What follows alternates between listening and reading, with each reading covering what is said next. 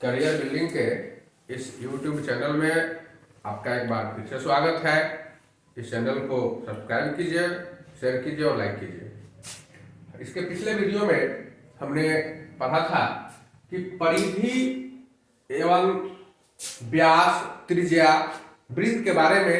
वृत्त में ये सभी पार्ट्स होते हैं, सभी अंग होते हैं, वृत्त के भाग होते हैं। आज हम लोग उसके अगली एपिसोड को, उसके अगले भाग को जानेंगे जिसमें परिधि एवं व्यास में संबंध जानेंगे। तो ये वृत्त हम देखते हैं कि एक वृत्त इस तरह का होता है। यह एक वृत्त है, यह वृत्त का केंद्र है, ओरिजिन। बहुत पुराने समय से जब भारत में ऋग्वेद का काल चल रहा था, तब दंडक वन में, जिसको नैमिषारण्य वन भी कहते थे, तो उस नैमिषारण्य वन में ऋषि याज्ञवल्क्य बैठकर तपस्या करते थे और गणित के बारे में खोज भी करते थे। तो उस समय उन्होंने जो भी खोज किया गणित में, वह वृत्त, उस समय कुआं खोदा जाता था, कुआं से लोग पानी पीते थे और कुआं वृत्ताकार होता था ऊपर से, फिर नीचे गड्ढा होता था उसमें। तो कुआं कितनी गोलाई में है, कुआं का व्यास कितना है, इसके बारे में ऋषि याज्ञवल्क्य ने बहुत सारा शोध किया, बहुत रिसर्च किया, इसके बारे में बहुत सारा चीज पढ़ा, अध्ययन किया और यह प्रयास किया कि वृत्त की परिधि और उसके व्यास में कोई संबंध है या नहीं है।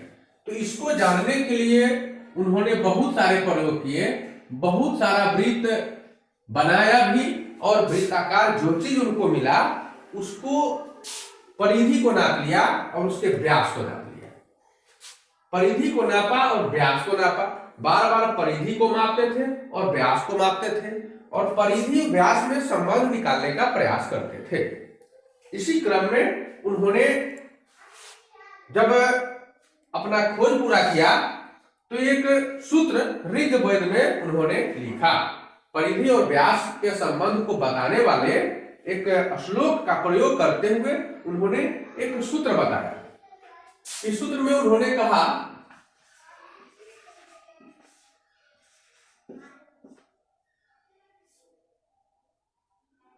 चतुर्धिकम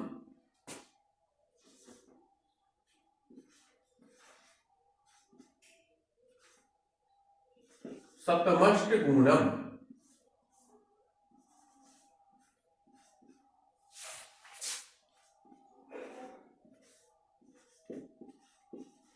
द्वाषष्ठी तथा सहस्त्राणाम, चतुर्धिकम शतमष्ट गुणम द्वाषष्ठी तथा सहस्त्राणाम।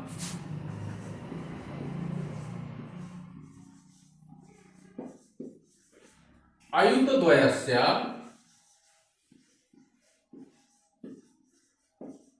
विष्कम्भस्य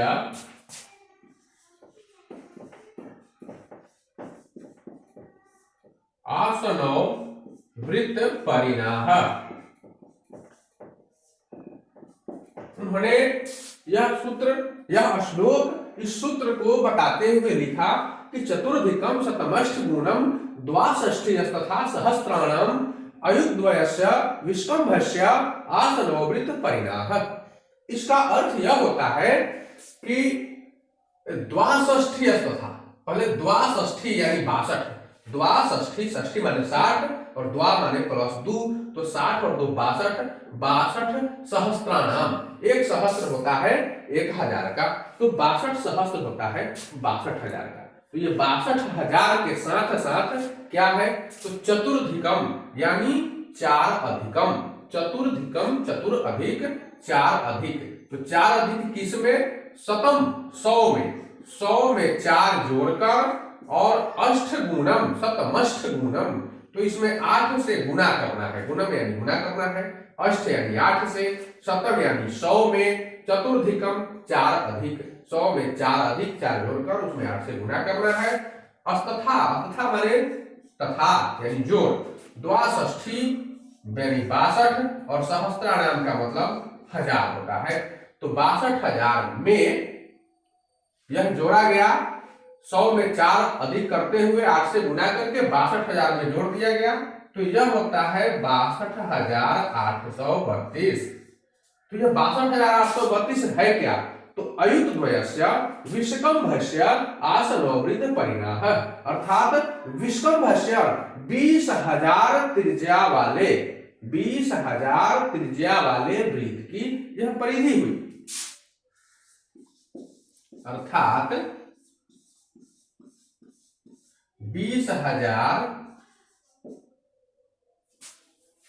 त्रिज्या नहीं व्यास, त्रिज्या नहीं व्यास, 20,000 व्यास वाले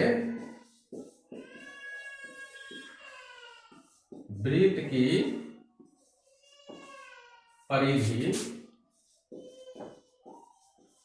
62,832 होती है।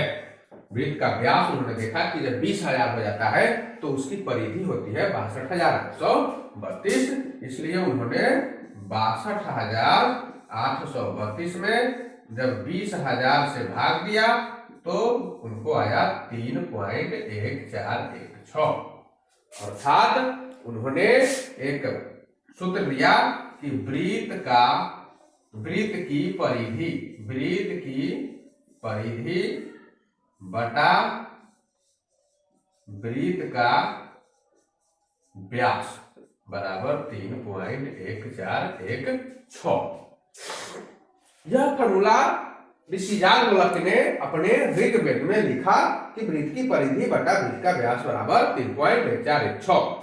इस प्रकार से उन्होंने अनेक वृत्त बनाए और सभी वृत्तों की परिधियों में उनके व्यासों से क्रमशः भाग दिया और हर बार उनको 3.1416 ही प्राप्त होता था।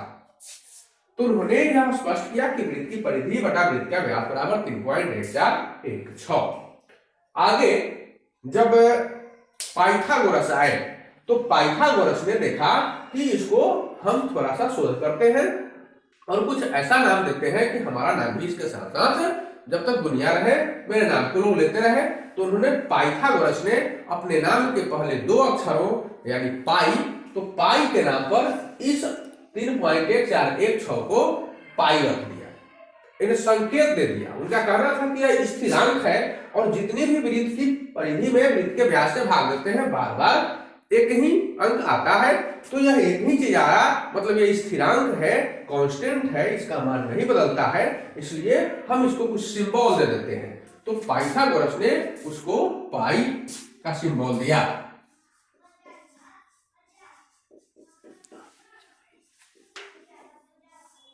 पाइथागोरस ने इसे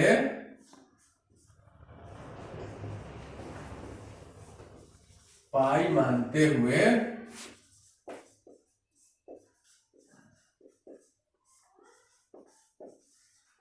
इस प्रकार लिखा, पाई बराबर 3.1416। इसको इन्होंने पाई मान लिया। ये पाई एक ग्रीक अक्षर है और इस प्रकार से इसका सिंबल होता है, इसको हम लोग पाई कहते हैं, इसको हम लोग पाई कहते हैं। तो पाई बराबर 3.1416। पाइथागोरस ने अपने नाम के पहले 2 अक्षरों पर इसका नाम पाई रख दिया। तो अभी तक हमने इतना जाना कि पाई बराबर 3.1416 होता है, परंतु आधुनिक जो कैलकुलेशन हुआ आधुनिक गणित में यह इतना नहीं होता है। इसके बारे में थोड़ा सा आगे बताएंगे।